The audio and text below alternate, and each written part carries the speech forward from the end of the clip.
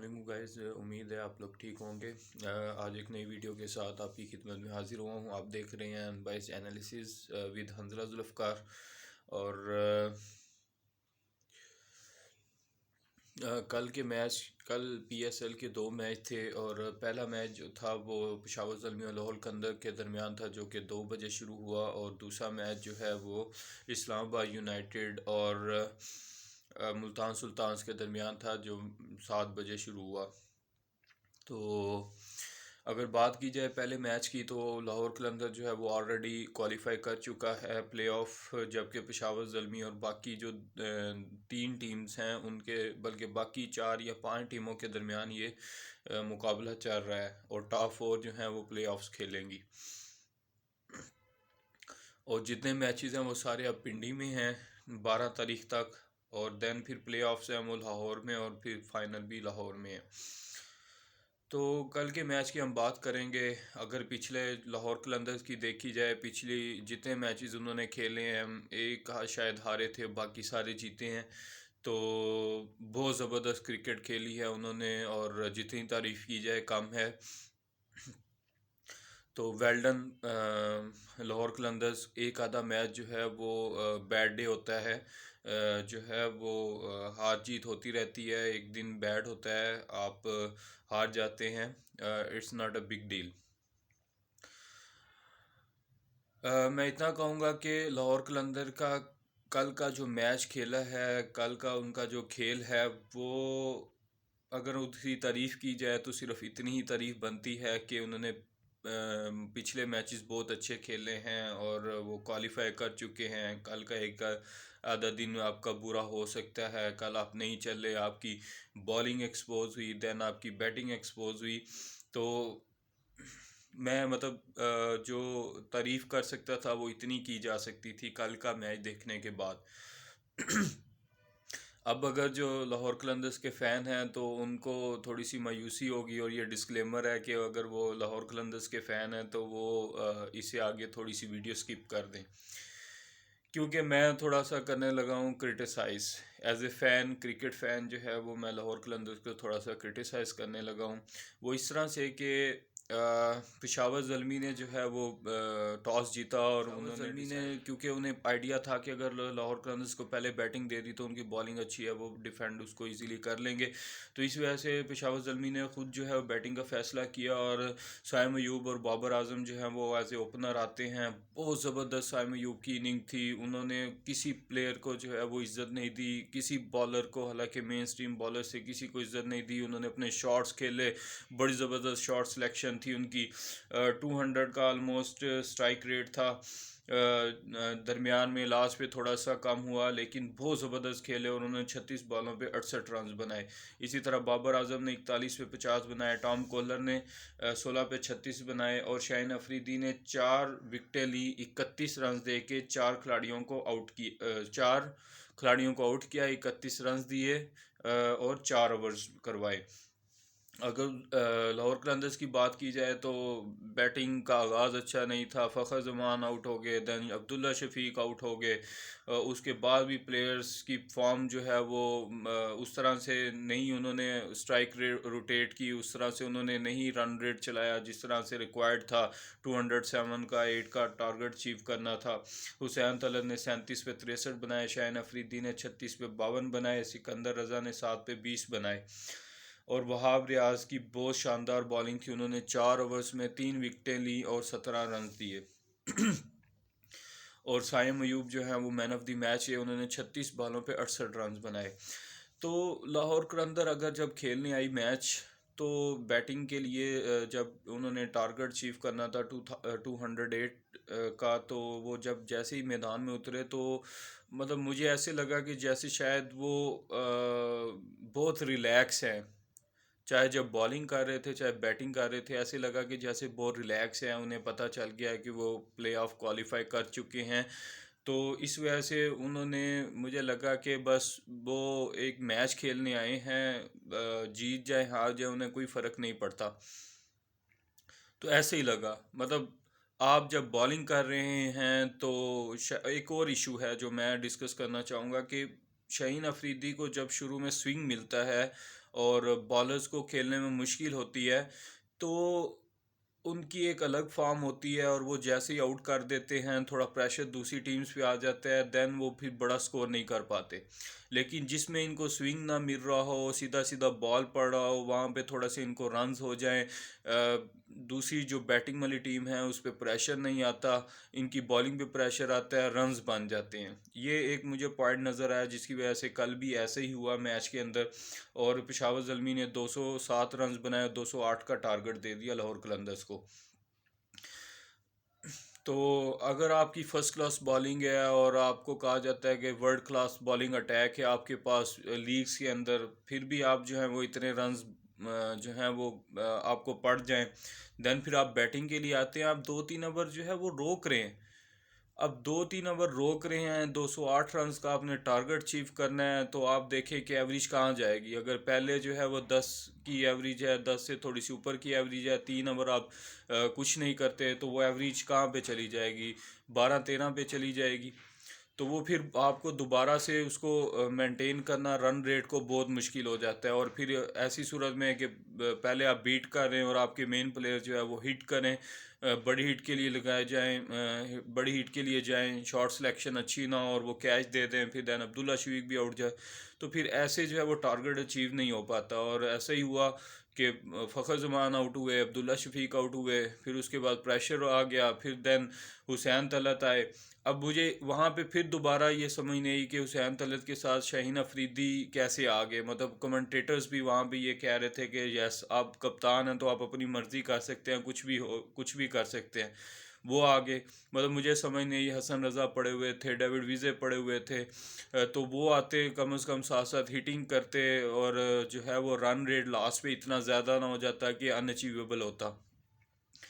तो ये कुछ मिस्टेक्स थी और तनकीद थी कि मतलब, और एक और चीज़ के कल बैटिंग जो है वो लाहौर कलंदर की काफ़ी एक्सपोज हो गई है। मतलब अगर अब्दुल्ला शफीक और फ़खर जमान नहीं चलते, ठीक है, लास्ट पे जो है, और सिकंदर रज़ा पहले आते और वो चल पड़ते तो मैच जीत सकते थे। लेकिन क्योंकि सिकंदर रज़ा आए 3-4 ओवर जो है वो रह चुके थे उस वक्त, शाहीन अफरीदी पहले आ चुके थे, तो उनके पास भी ज़्यादा टाइम था, उन्होंने कुछ टाइम नहीं था, उन्होंने कुछ शॉट्स खेली और उसके बाद वो आउट हो गए।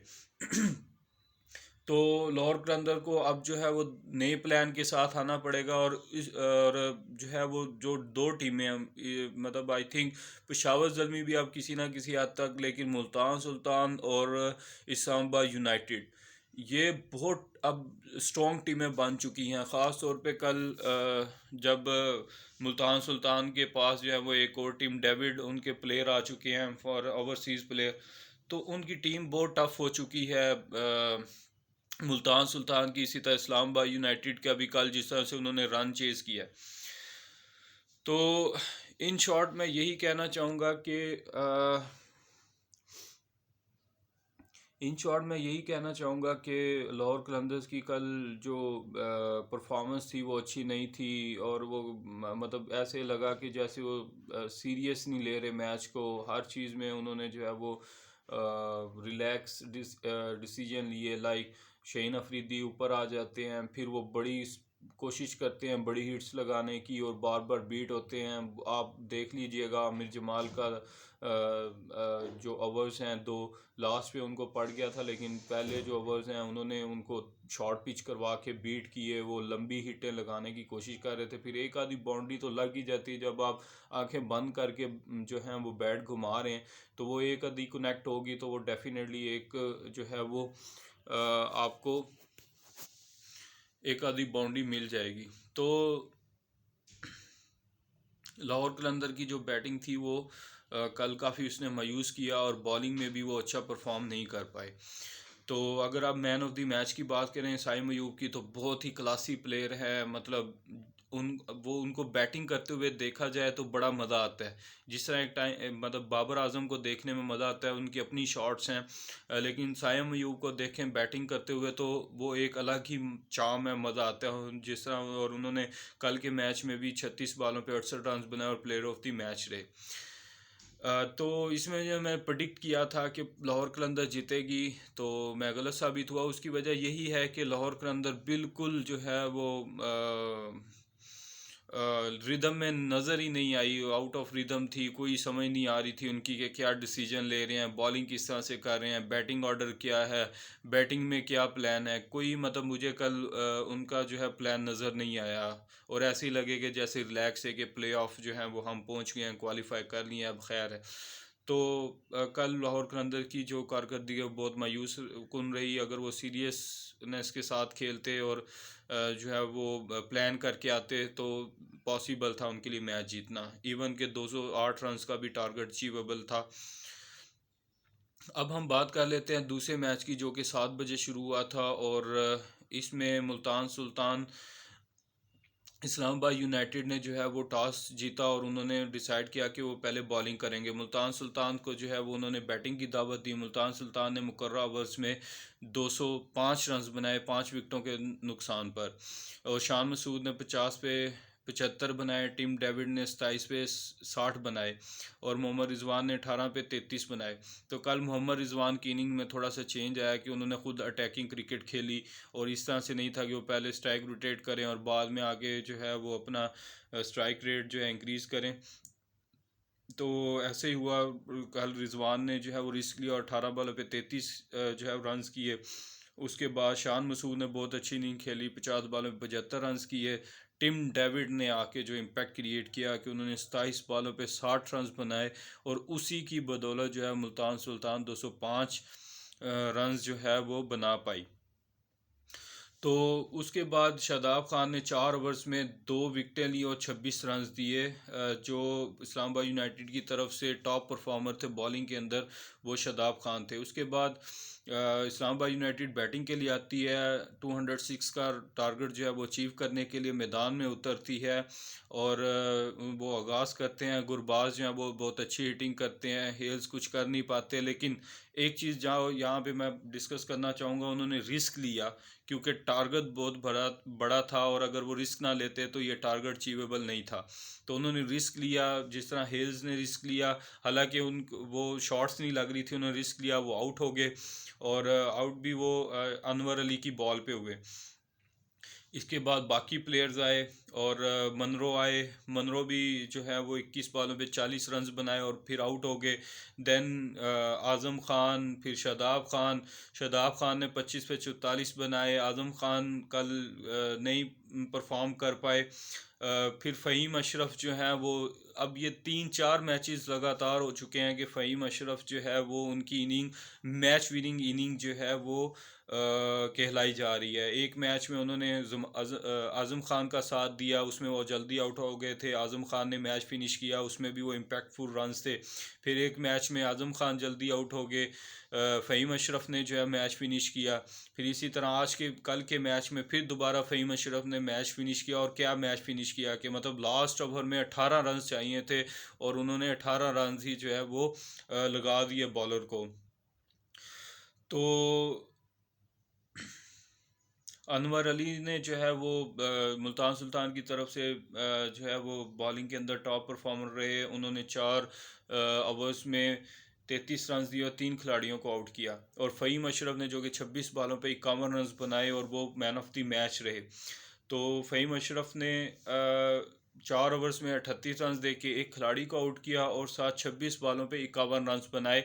और बहुत अच्छा लगता है कि जब पाकिस्तानी प्लेयर्स जो हैं परफॉर्म करते हैं, प्लेयर ऑफ द मैच जो हैं वो उनको अवार्ड मिलता है, उनकी बदौलत जो है वो टीमें मैच जीतती हैं। तो ये एक अच्छा साइन है कि ना सिर्फ पाकिस्तान के PSL के अंदर बॉलिंग टैलेंट आ रहा है बल्कि बैटिंग टैलेंट भी आ रहा है। और फ़हीम अशरफ नो डाउट काफ़ी पहले से खेल रहे हैं, लेकिन साइम अयूब को देखें जो इससे पहले मैच में जिन्होंने player of the match award लिया।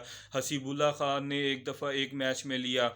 इसी तरह और प्लेयर हैं जो बहुत अच्छा परफॉर्म कर रहे हैं और बैटिंग जो है उनकी चल रही है। आज़म ख़ान जो है वो इस टूर्नामेंट के अंदर बहुत ज़्यादा निखर के पॉलिश होके सामने आए हैं और उन्होंने 2-3 इनिंग्स जो है वो मैच विनिंग खेली हैं।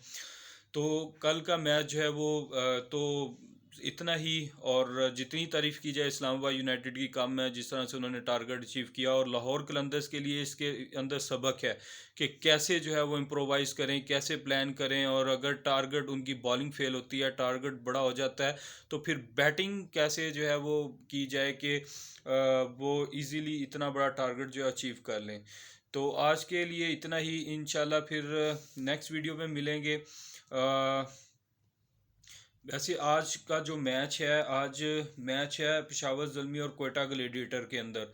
तो मुझे लगता है कि पेशावर ज़ल्मी जो है वो मैच जीत जाएगी। उसकी बजाय उनको एज हासिल है, उनके पास बॉलिंग यूनिट भी अब ऑलमोस्ट ठीक हो चुका है, लेकिन बैटिंग में भी थोड़ी अब डेप्थ है।